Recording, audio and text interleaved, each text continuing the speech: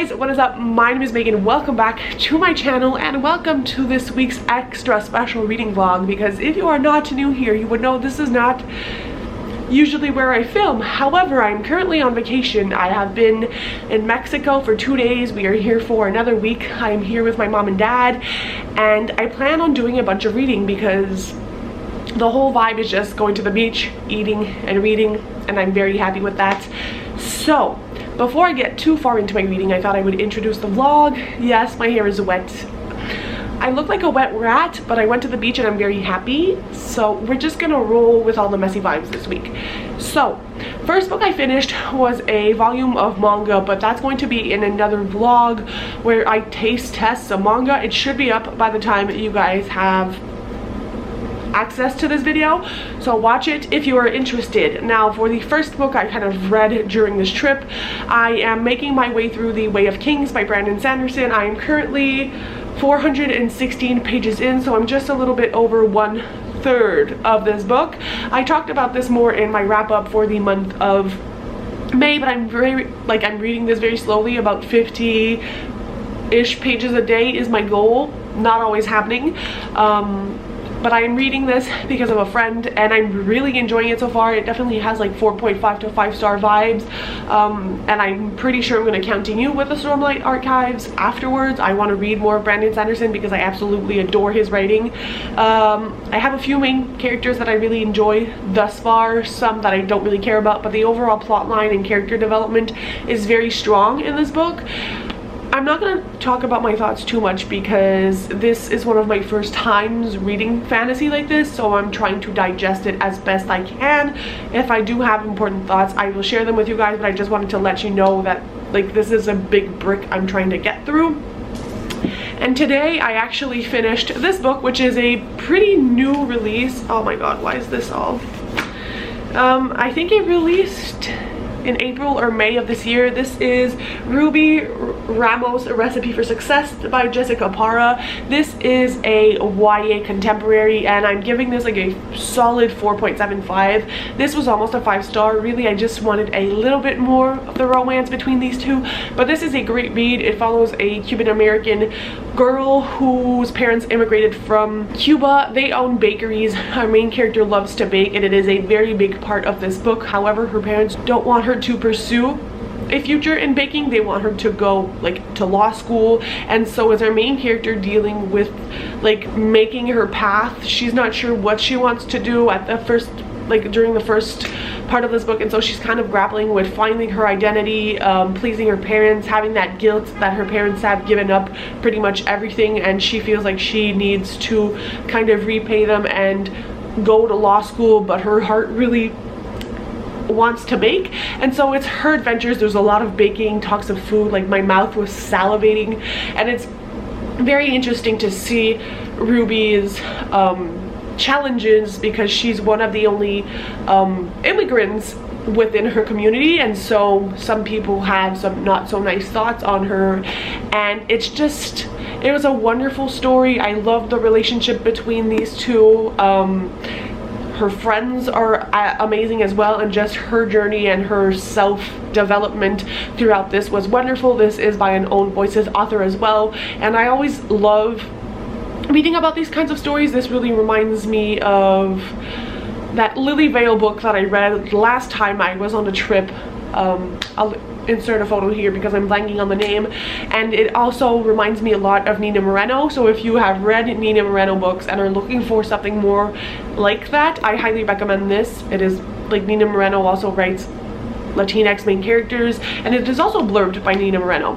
So it's been going great so far. The next two books, well, I'm gonna pick one of these two to read this afternoon. Two completely different vibes. One of them is A Neutral Zone by Tegan Hunter. This is part of the Carolina Comet series, but I have not read the other books. This is anonymous emails or online presence and then they fall in love in real life. If you are not new here, again, you would know I eat that shit up. Like, I'm absolutely obsessed with that trope. So this is a high contender, and the other one is actually Yellowface. This is the Waterstones exclusive edition. This is about the publishing world and the fact that there's a lot of racist shit going on.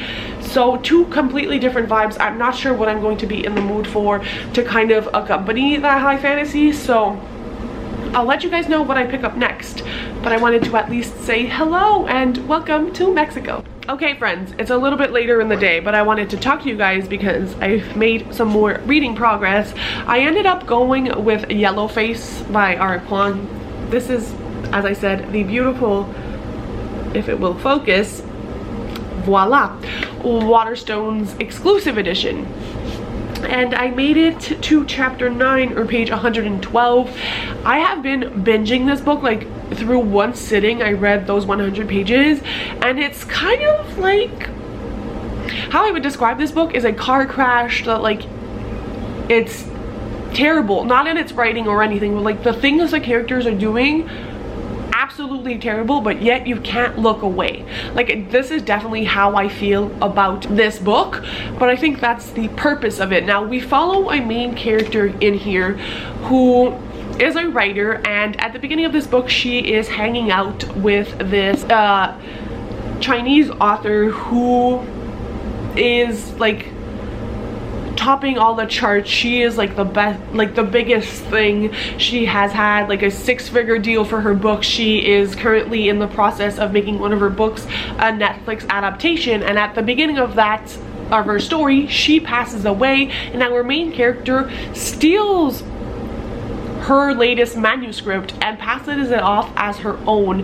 Now, our main character is white, and so it's a lot about the publishing industry, and our main character is an unlikable narrator. She does horrific things and she tries to justify it, and even how she kind of takes the book that our deceased character has written and kind of makes it so that white people don't appear as bad as they were. That book that the other character wrote is about this war that has highly affected the Chinese population, and it's just the way this is done. You like hate the character, hate her point of view, but at the same time you can't stop reading because it's so fascinating to be in that kind of person's head, because her thought process and the way she justifies things and the way she makes herself a victim, and it's just, it's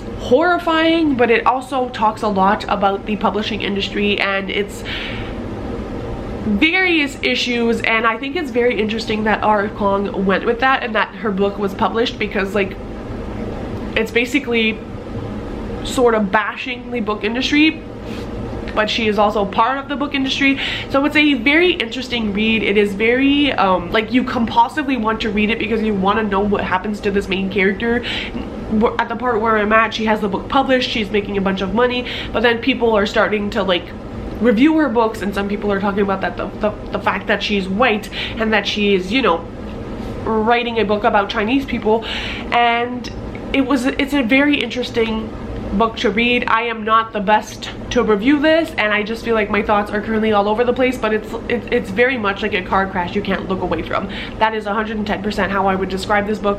But the writing is phenomenal. This is my first R. Kwong book, and she is a very, very talented woman, and I think it's a phenomenal thing when you can write such a terrible main character in a way that people will still want to read your book. So those are my thoughts. It's an incredibly wild ride, and I'm going to try to finish this either this evening or tomorrow so that we can pick up something hopefully a little bit lighter after this one. And I have not made any progress in the Way of Kings, unfortunately, but I still have like 6 full days left, so we should be right on track. Love that for me.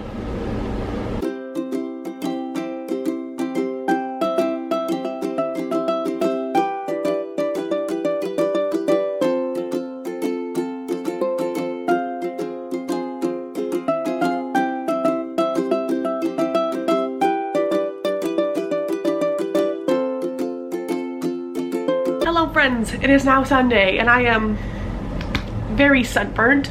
Also, I miss my regular glasses. These are my old glasses. I really do not feel like myself. I am sunburnt, damp, but you know, vacation vibes. So we went back to the beach today. That's pretty much all I'm doing, by the way. Like, this is very much a stay on resort and just kind of hang out kind of vibes for this trip. But I wanted to let you guys know that I've actually finished Yellow Face. I did not bring the dust jacket with me because I didn't want to ruin it, and at first I wasn't going to give this book a rating, but like, this has all of the makings of a 5-star book, at the same time being like a, not a 1-star, but you know what I mean, like it has very conflictual feelings. I did give it a 5 stars on Storygraph because I think what this story is doing is very important. The writing style in here is phenomenal, and you can clearly see the discussions that are meant to be taken away from this book, and I really appreciate what the author has done with this story, especially coming from someone who is in the publishing industry and who is so aware of the prejudice because she is part of a minority. So I think it was very interesting. The character is very unlikable, and I think that she tries to redeem herself and kind of make herself believe that what she's doing isn't villainous and that she isn't a bad person. And so it's very hard for us to feel anything but hatred and shock towards what she is saying and thinking.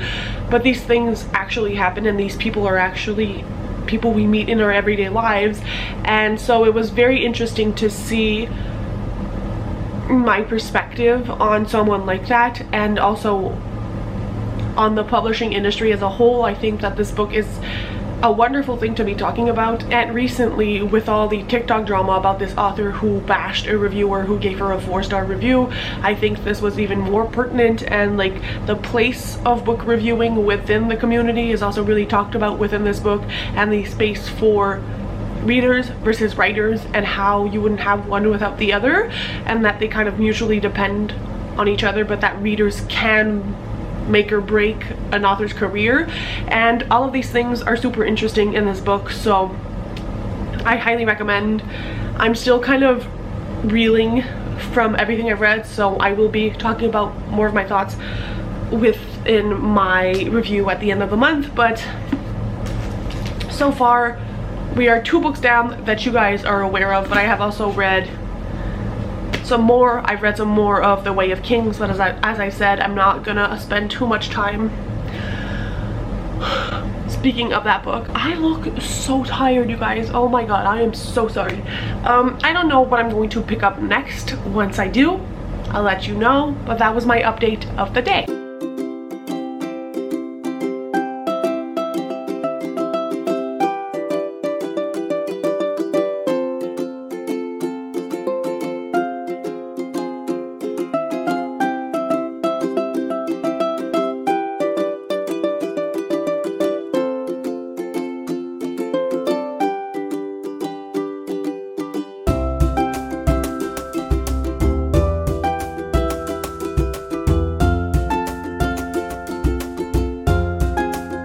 Friends, quick update.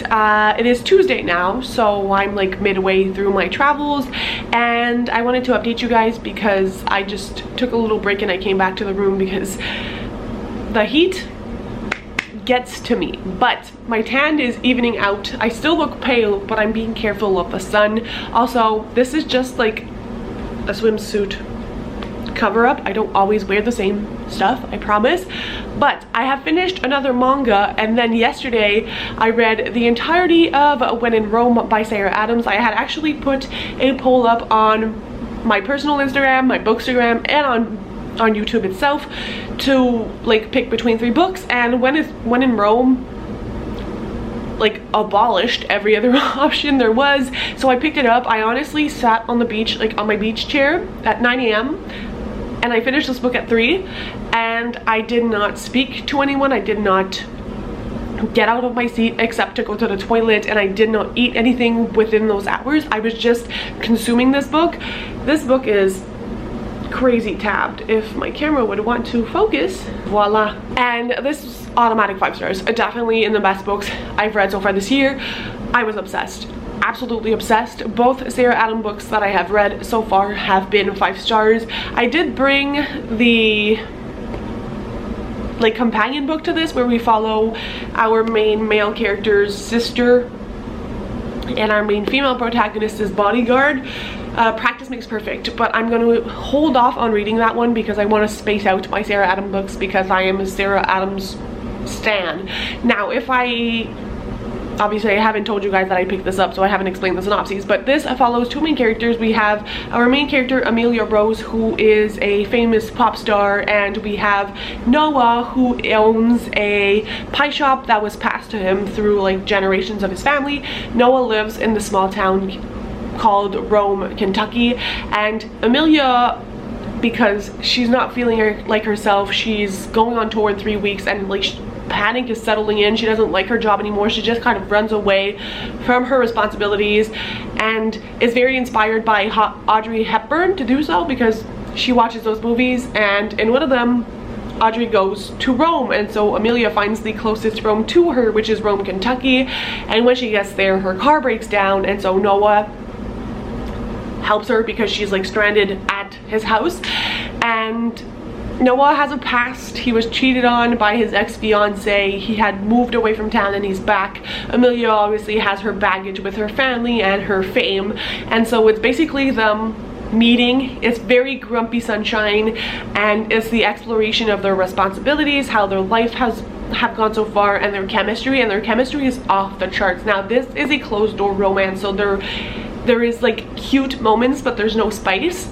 Sarah Adams doesn't really do spice, but oh my lord, obsessed with this book. I will talk about it more in my wrap up. This and Happy Place up there this year, like the most fantastic books. So I finished that, so I'm currently 3 novels down and 2 mangas, so I have read 5 things so far. I have picked up Sunkissed by Casey West as my next book because her newest release actually comes out today. Borrow My Heart, Borrow Your Heart, something like that. There's dogs on the cover. It's already pre-ordered. Hopefully by the time I get home it's already there waiting for me, so I wanted to get Sunkissed read so that I can like move on without feeling guilty for not reading her backlist. So hopefully I finish that today. I'm like 50 pages in, there's 300, and it's new, so we will see. But those are the updates. I hope you've been enjoying the b-roll and the vacation vibes.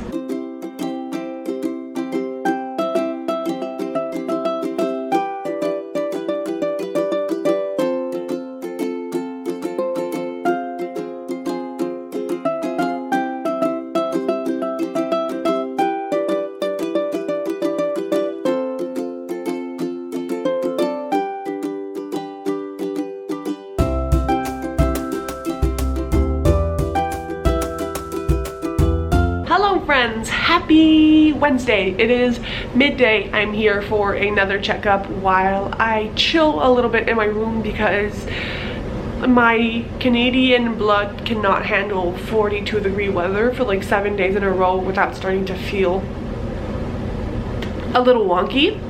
But I will not complain because this weather has been phenomenal. Now, I have some updates for you guys, some of which you probably did not expect.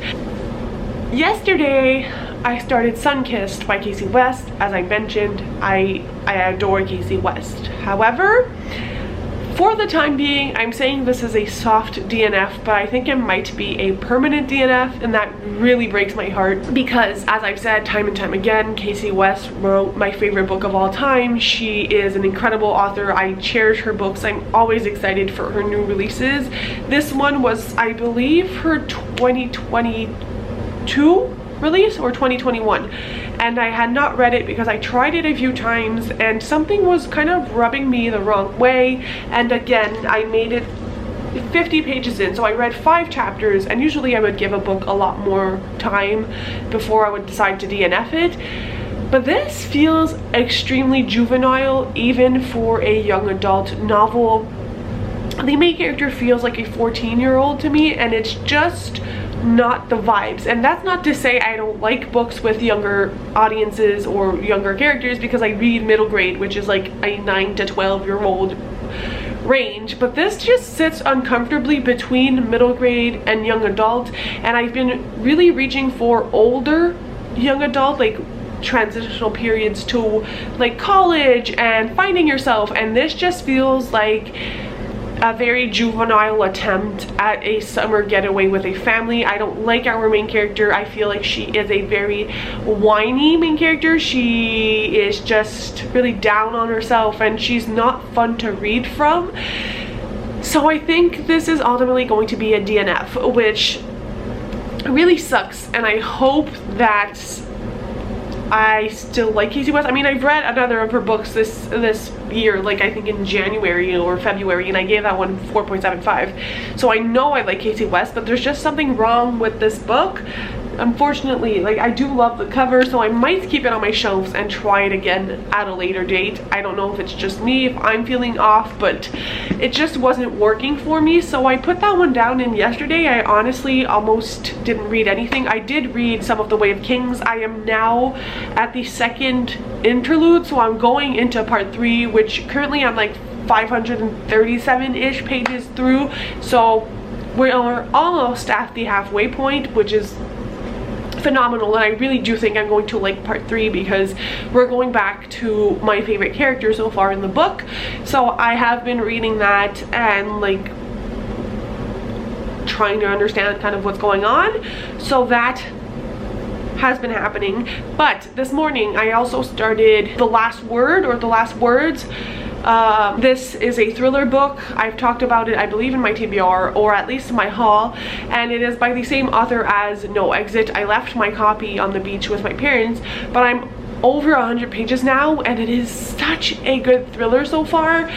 I feel like the way this book is written makes it so like it's very fast-paced and you are very gripped. If you don't know what The Last Word is about, it follows a main character who is house sitting in this little town where like nobody stays during the winter, like, and she's basically just house sitting to make sure like the plumbing doesn't burst or nothing happens to the house where like within the months it's not habited, and she is staying there with her dog.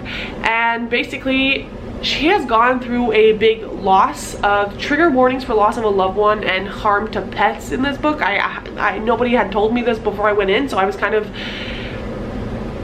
like, my tummy was a little bit like, oof, like this is a hard one. But essentially she reads books, and she reads this book at the beginning of our book and ends up giving it 1 star and rating that book on Amazon, and the author like replies to her and is like, I want you to take that rating off. And essentially she's like, this is space for readers, I'm not doing that. And then weird shit starts to happen, and basically what we are assuming is trying to kill this character.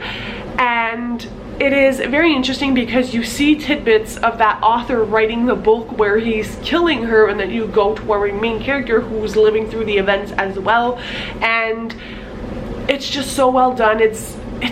It's creepy, and I feel like this book is very interesting because it also tackles the topic of grief and the process of grief, and how it's very different for everybody, and how sometimes you can lose someone and it be months and you still feel like that first day that you lost that person and your life is kind of up in shambles and you don't know what to do with yourself. And I, for one, am very interested in the topic of grief. Like, I can make videos talking about it. It is something I want to do with my career as a social worker. I want to specialize myself in grief because it's something that has severely impacted my life, and I always like seeing that in books. And I'm really liking the way the author is talking about the effects of grief and how it has impacted our main character, and it's just such an interesting thing to include in a book that is really much more of a thriller. So I'm hoping to finish that one today, maybe read another book during this vlog before I go home. So those were my updates, and I'll see you soon with another one. Hello friends! It has been a few days since I have last updated you. I am back home. I'm always cold now because I miss the warm weather. But I haven't updated you guys since I was back, and I have read a few books like in my last days of Mexico that I did not talk about, so I wanted to kind of talk about them to wrap up the vlog and then leave you guys to do whatever else you were going to do with your day. But I know the last time I talked to you guys while I was in Mexico, I mentioned having started The Last Words by Taylor Adam. I finished this book up and I ended up giving it a 4 out of 5 stars. I was a really big fan of the entirety of the book, the writing style, the pacing.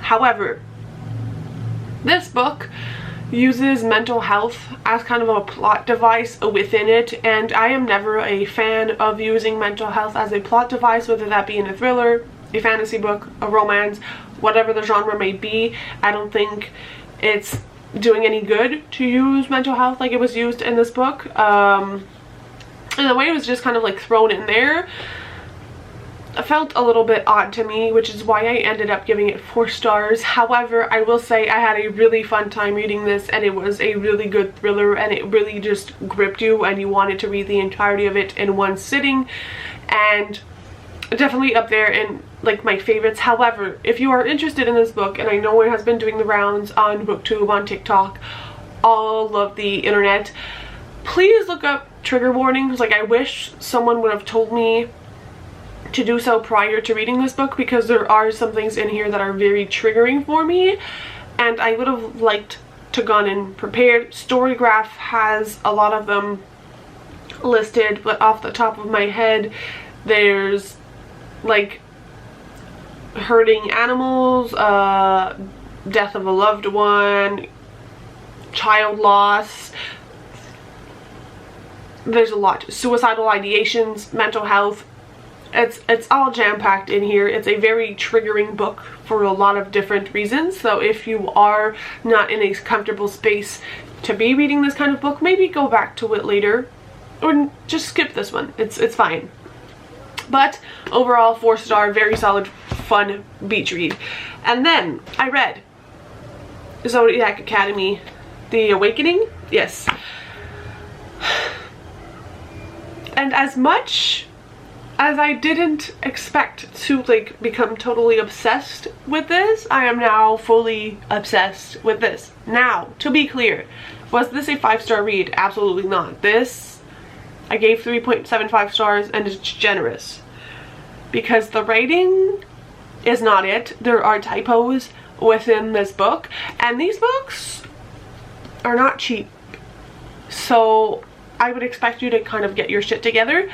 However, I have seen a lot of fellow booktubers say that there is crack within these pages, like as a way of saying that once you start this, it is so compulsively bingeable that like you cannot stop. And it is the most accurate feeling ever. This book is almost 500 pages. It's probably set over the course of like, what, a week in the characters' lives? And does a lot of stuff happen in this book? Absolutely not. But I could not stop reading, and I am officially obsessed with these books. So much so that I have already ordered The Awakening retold by the boys, and I know it's technically the 9th book, but I want to read it now. I'm gonna do whatever the hell I want to do. And I also ordered the 2nd book because I don't know what is in the series. I am obsessed. Like, I would need someone to sponsor me and just buy me all of Zodiac Academy. Like, if someone did that for me, I would marry them. I would, like, honestly, I need this whole collection on my shelves so that I can like sit down and speed read through all of them, because this is so addicting. It is a bully romance, which usually I'm not a fan of. I like my pure, sweet, cutie pie, smutty romances, but I'm not a big fan of bully romances, because there's a fun line between like joking around and just being a full-on asshole, and all of the men in here are full-on assholes, but I love every single one of them. And I do have a favorite twin as of now, but I'm not gonna reveal my favorite twin until a few books further in, because I feel like it might change. But 3.75 stars, but absolutely obsessed. One of the most fun books I've read this entire year. And as I said, please sponsor me, someone, anybody in this world. I would ideally like to get books 3 and 4 ASAP. And while I was on the plane home, I read from my Kindle, which I don't know if I've shown you guys how cute my Kindle is. Look at this. But after I finished my movie on the plane, which was The Intern, absolutely love that movie, I decided to read the last novella by Ali Hazelwood in the Loathe to Love You collection, and it was Below Zero. And I really enjoyed it.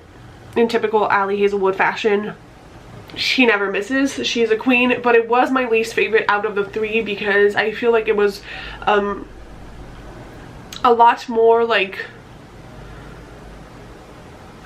insta-love, more so like physical attraction that led to romance very quickly rather than being more established, where the 2 other novellas did a better job of that. But I really did like the cold setting and the sort of rescue mission that was going on.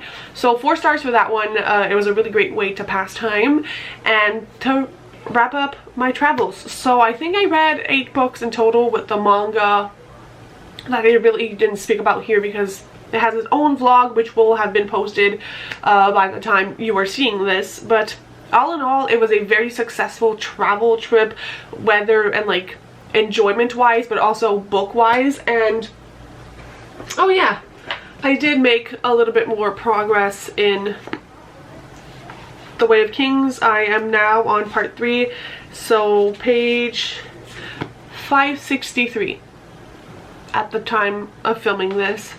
I really need to finish this book soon. And as some home souvenirs, I got some Mamba sours, which I love. I was talking about these, but I was interrupted. As I was saying, I love the regular Mamba candy, but I'm never able to find the Mamba sour here. So when I saw these at the airport, I got myself some. If you guys haven't had this candy, absolutely obsessed. And the other thing I found, equally if not more excited for, is this Milka variety pack that has 4 different flavors. Fun fact about me, ever since I went to Europe in 2014, I have been obsessed with these Milka chocolates. Now, I find them once in a while in my hometown. I know some people who live in the big city around here say that they are readily available with like in grocery stores and stuff. I can never find them, and so when I saw this, I purchased it immediately because the only place that actually sells it near my house is like a specialized candy store, and they sell it for a ridiculous amount of money. So this is one of the things that like I wish people would just send me chocolate by the mail, because like I would pay, I mean, I would pay the amount of a regular chocolate bar, but I don't want to have to pay like $6 for a bar of chocolate. Anyways, it's a completely side off tangent, but very obsessed with that chocolate. So those are all the things I brought back from Mexico. It really wasn't much. I'm very much a little snack girl, so I was very happy. So those are all of the updates and everything else that I wanted to say before I wrapped up this vlog. I hope you guys enjoyed. It's a very different style vlog, but I had a blast. I really needed it to kind of reset and recharge, and I'm very grateful that I get to do things like that. I hadn't traveled in like 4 years, so it definitely felt nice to kind of get out of the house and enjoy the company of my parents. So yeah, thank you so much for watching, and I'll see you very soon with another video. Bye guys, happy reading.